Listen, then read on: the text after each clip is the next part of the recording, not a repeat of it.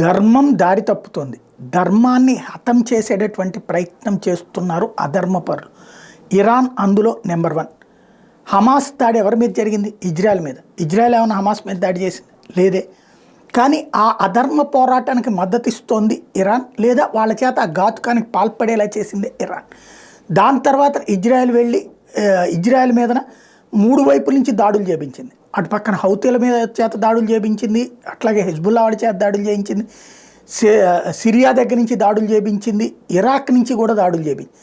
అన్నిటి తట్టుకుని నిలబడుతున్నటువంటి ఇజ్రాయెల్ తాజాగా అటాక్స్ సీరియస్ చేస్తే ఇజ్రాయెల్ మీదన దాడులనంట సీరియస్ చేస్తుందట, తానే ప్రత్యక్ష యుద్ధం చేస్తుందట ఇరాన్.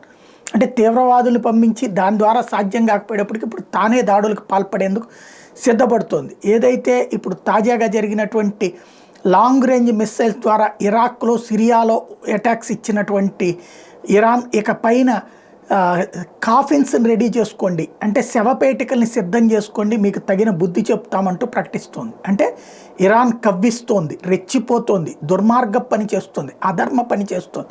ఇప్పుడు అధర్మం విజయం సాధించాలని ముందుకు వస్తుంది. మరి ఏం జరుగుతుందో చూడాలి.